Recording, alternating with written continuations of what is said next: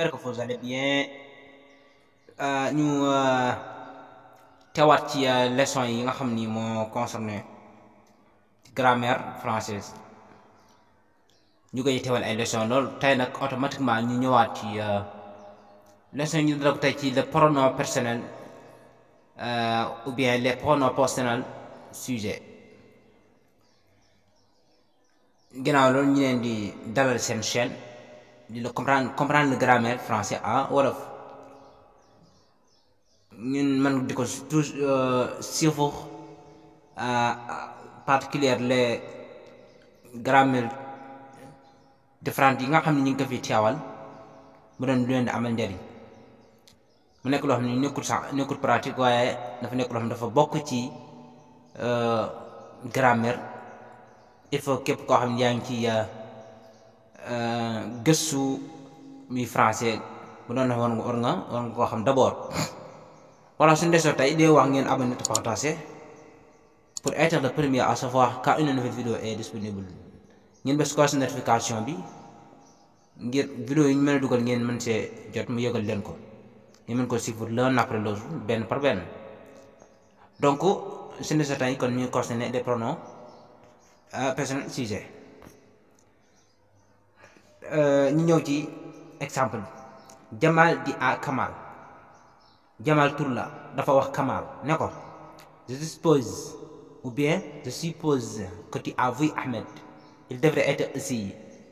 Man jàpp naa ne daal yow gis nga Ahmed moom dafa war a nekk fii kon je boobu moo ci amal important te muy pronom personnel la nekk sujet ak tu boobu nga xam te ne si itam amal nañ ci important te moom itam pronom personnel la le sujet aussi.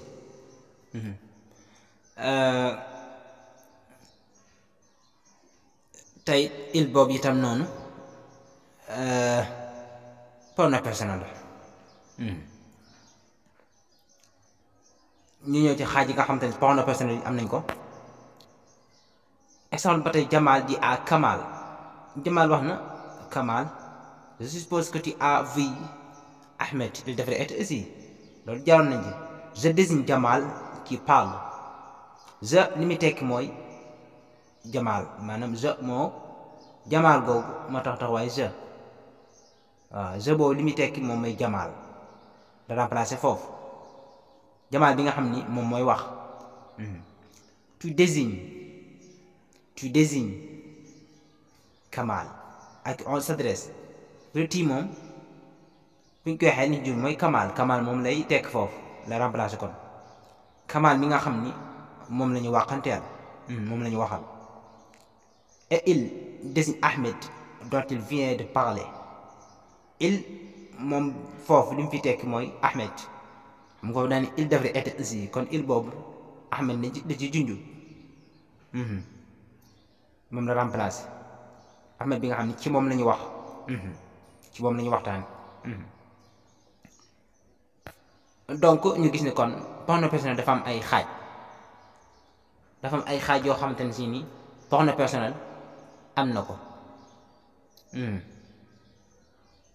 bokk na ca lu ñuy wax première personne ak deuxième personne ak troisième personne entre première personne du singulier deuxième personne du singulier ak troisième personne du singulier. Donc je est un pronom et désigne la première personne celle qui parle, le sujet parlant. Je moom benn pronom la tey li muy junj mooy première personne du singulier. tey moom je mooy ki nga xam ne mooy wax kon moom mooy le sujet parlant mooy sujet bi nga xam ne moom mooy wax al mutakallim mooy li arab di wax al mutakallim. kon benn xaaja boobu.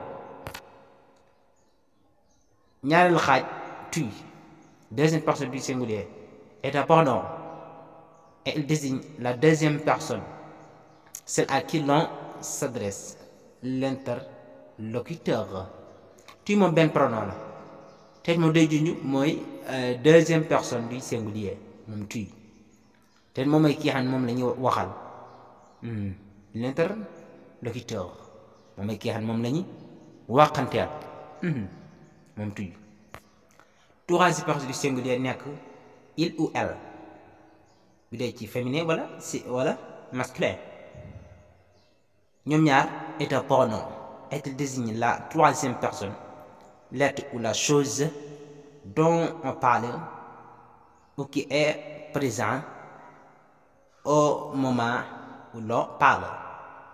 kon il wala elle benn pronom lañ te day junju troisième personne du singulier. moom nag mën naa nekk mbir boo xam ne féminin boo xam te ne si moom lañu waxal wala bi nga xam wala mu nekk koo xam ni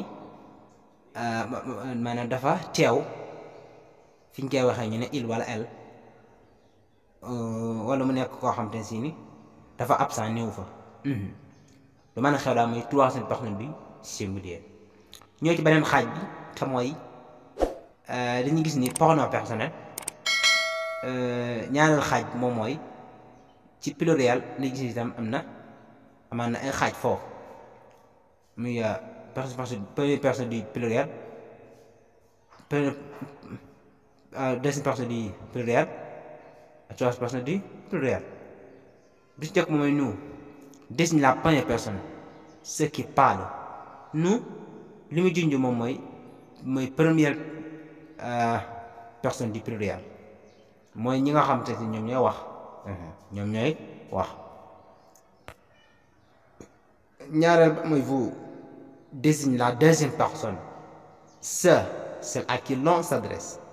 moom day junj deuxième personne du pluriel. vous mooy ñi nga xam te ne si nii mooy góor ñi nga xam ne wala jigéen ñi nga xam te ne si nii ñoom la ñuy waxanteer, ñoom la ñuy waxal, moom la di nous di waxal. moom vous wala sax mën naa nekk ni je mooy wax ak ñoom mu ci mën a doon. troisième xaaj bi ci au pluriel ñu gis ni il avec s wala elle avec s masculin wala féminin désigne la troisième personne du pluriel. dañ koy ci boolwaale les êtres ou les choses dont on parle ou qui sont présents au moment où l'on parle. kon il wala elle ñoom ñaar ñoom ñooy junju troisième personne du pluriel. waaw ñoom mën naa nekk ay êtres vivants mais ay nit wala yu mel ni yu wax wala ay mbir yoo xam te ne si ni ay mbir yoo xam te ne si ni ci dañuy wax ci ñoom, ñu absent néew ñuy wax ci ñoom wala ñu teew fi moment bi nga xam ne ñi ngi waxtaan ci ñoom. man na xaw daal ñooy troisième personne du pluriel. kon loolu mooy deuxième xaaj bi selon ci pronom personnel sujet ci position bi nga xam ne moom lay taxawee. donc singulier ñu gis ni première personne du singulier ñu gis ni je la, tu, il, elle. Première personne du singulier moom mooy je, deuxième personne du singulier moom mooy tu, troisième personne du singulier moom mooy il wala elle ci masculin wala féminin. pluriel nous mooy première personne du pluriel, vous mooy deuxième personne du pluriel, il mooy il wala elle ñoom ñaar ñooy troisième personne du pluriel mooy mbooloo. kon pluriel moom mooy mbooloo, singulier moom mooy mufrad moom mooy kenn. donc ñëw ci exercice C4 relié avec le pronom personnel sujet qui convient. dañu xool pronom personnel ñi nga xam ne sujet la ci ñaari tableau yi jàkkaaroo nga xool boo xam ne cohérent na ak morom ja nga defa flèche. exemple comme ni mu la joxe exemple ci flèche boobu njëkk ci toi ak tuy. toi kon moom mooy cohérent ak tuy.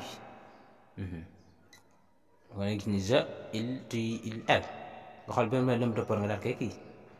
même exercice ma sœur, les classes, ton et moi, le cartable, ton et moi. il, nous, elle, vous. nga xam te ne si da nga xool benn bu ci nekk ba mu cohérent nga relier ko ci flèche. donc exercice yaayu noonu corrigé nañ ko. tamma tasxiix at-tamrinaat. toi kon da ngay gis ni moom it tolloog daanaka lu des ñu koy leer parce que leer nañ solo ñu gisee ci tableau bi gis ni toi mooy tolloog tuy je moi la maîtresse mooy elle am jigéen la kon il mooy toll mon ami mon ami mooy il ma sœur gis ni kon mooy elle parce que jigéen la les classes nga gis ni moom mooy elle classe kon féminin la mooy jigéen ton et toi kon loolu day tolloog vous wala nous ton ak kon day nokk ñun la doon ndax fa te waxoon nañu ton suma jumut non ton ak et toi mooy tolloog vous